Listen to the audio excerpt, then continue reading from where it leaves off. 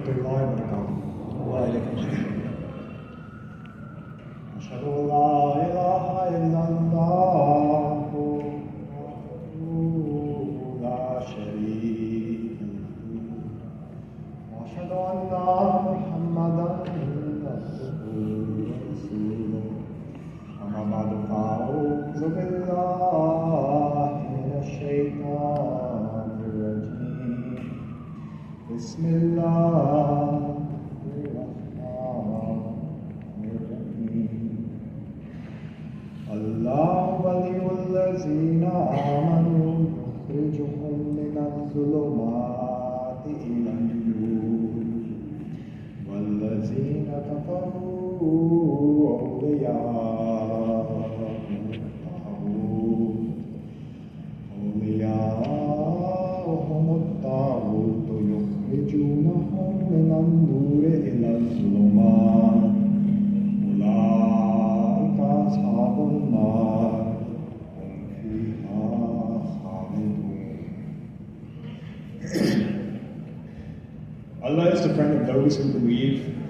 He brings them out of darkness into light. And those who disbelieve, their friends are transgressors, who bring them out of light into darkness. These are the inmates of the fire. There they shall abide. Our longing to seek friendship is a constant across generations, but the avenues through which we pursue it have radically changed. Nowadays, that longing is increasingly negotiated through digital spaces that can mimic intimacy without offering substance. And since Allah is a friend, Al-Wali, who brings us from darkness into light, it becomes necessary to reflect on the connections we move through today, the quiet ways they shape our sense of self. The most widely recognized and frequently mentioned attribute of Allah is Ar-Rahman, the most gracious. It appears at the start of nearly every surah as a part of Bismillah and is paired with Ar-Rahim to emphasize the depth and continuity of Allah's mercy. Alongside Islam, both Christianity and Judaism uphold mercy and grace as concepts of God, but Islam is the only one that formalizes friend as an actual attribute of Allah. So while the idea of God as a friend exists across all Abrahamic traditions, Islam gives it a theological precision by naming it directly as one of Allah's attributes. The Quran illuminates the path to this friend, but there are other promises of friendship as well. In 2010, Mark Zuckerberg described Facebook's mission statement as making the world more open and connected. While later that year, our beloved Khalifa, Hazrat Mirza Masroor Ahmadiya bin Nasir Aziz, warned the Jamaat to avoid Facebook, noting there are many harms associated with it. Even now, 15 years later, with 3 billion users, Facebook reports the same claim, with its landing page slogan reading, "Connect with friends, the world around you, on Facebook." It's an undeniably inviting tagline. There's something inherently tempting and seemingly innocuous about creating a digital profile in attempts to connect with the world around us. As we navigate social media and our search for connections, while remembering that the Quran mentions Allah as Al-Wali, the true friend and protector, on at least 13 different occasions, it becomes essential to ask ourselves, who is the friend we rely on most? Friendship at its core is a vague and inexact process, making social media platforms that quantify it especially enticing. On Instagram, you can click see shared activity to see how many times you've liked a user's post versus how many times they've liked yours. You can engage with audiences en masse, tweaking and reinventing the wheel of content until it reaches its intended corner of the internet. This creates the illusion that connection can be calculated and therefore sustained. And slowly, almost imperceptibly, social media taps into our natural drives. The same instincts that make us want to inquire, empathize, or seek beauty are redirected towards endless scrolling. As I deactivated my social media accounts and observed certain facets of the tech industry, I started to notice how this model can turn our best qualities against us. People who are focused and disciplined get their attention siphoned away swipe by swipe. People who are compassionate find that empathy drained. drained by a constant stream of bad news.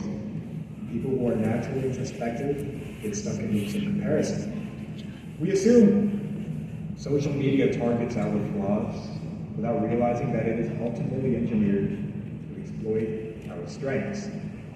These mindset shifts aren't arbitrary, nor are they immediate. They take root in our instincts and slowly reshape how we respond to the world around us.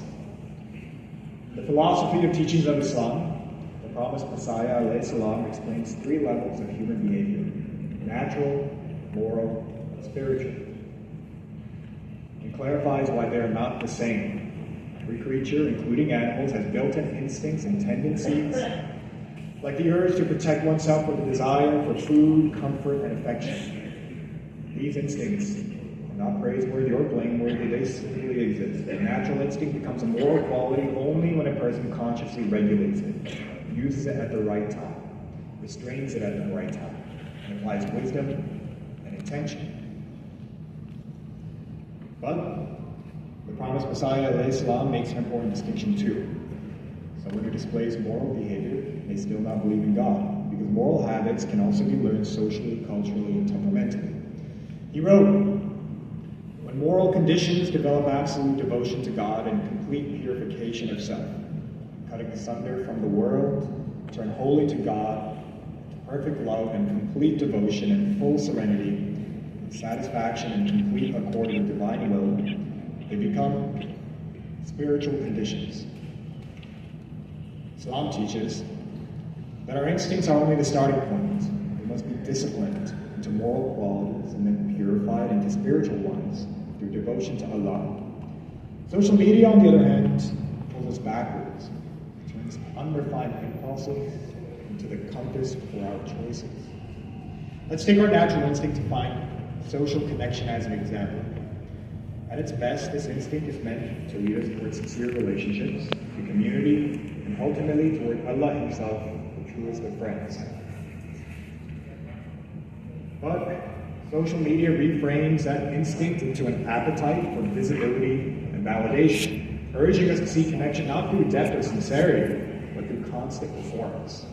And once we enter that system, comparison almost becomes automatic.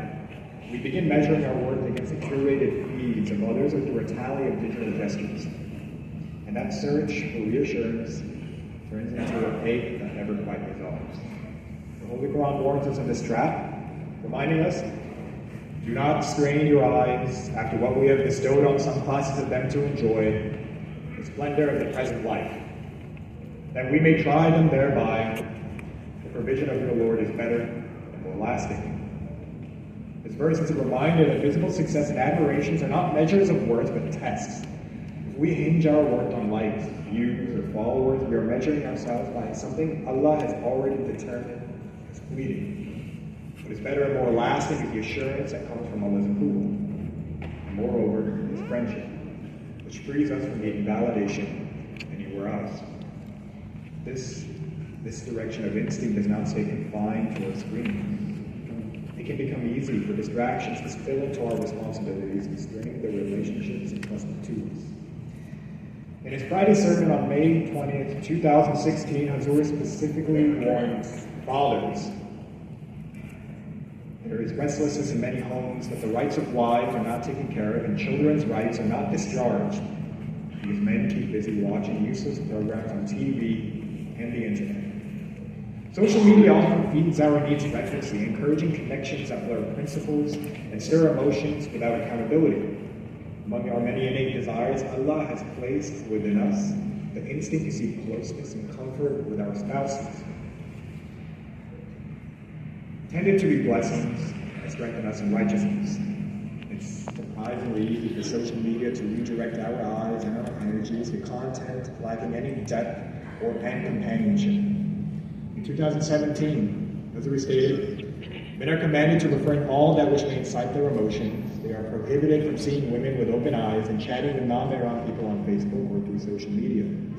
All these do not maintain chastity. But when a person seeks companionship with Allah, the pull towards these distractions weakens. It is only then that our energy is no longer drained by what cheapens us, but preserved for what elevates us. Without that anchoring, social media will gladly consume every spare emotion and impulse we offer. As we shared a prayer from the Holy Prophet Sallallahu Alaihi Wasallam to refrain from inappropriate worldly entertainment, to save from all other kinds of useless things, and to save from the attacks of Satan. The supplication is, O Allah, create love in our hearts, reform us, and make us tread upon the paths of security. And take us to light, saving us from darkness, and save us from overt and covert indecencies. And place blessings for us in our ears, in our eyes, in our hearts, in our wives, and in our children. And turn to us with mercy. You are the acceptor of repentance, the one who forgives time and time again. Make us the ones who are grateful for your favors and appreciate them and accept them. And O Allah, effect your favors on us. As who has repeatedly drawn our attention to the forces that pull us away from Allah, He urged us to save ourselves from the sunken paths vacant of morality and spirituality.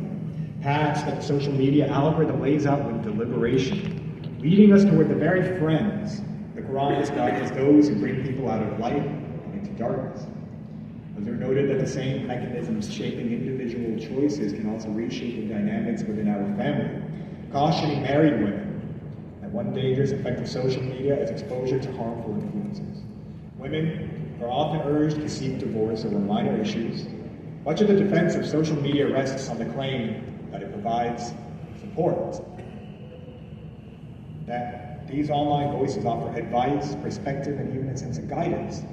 That these are the very voices that speak the loudest today, or offering little real accountability. The Quran emphasizes how different the reality will be for the sinful in the hereafter. No friend, therefore, has he here on this day. Yet I suspect that most of us would struggle to identify a single, clearly harmful influence within our online communities. Hazrat Mirza Tahir Ahmad Rahimahullah in his commentary explains that Satan operates within us, meaning tendencies and impulses can be stirred by external influence but originate inside the self. Often it is not a single individual who empowers that inner weakness, but the steady stream of short, resonant, and unsubstantiated ideas that circulate endlessly online. In such an environment, a person may not think of any online connection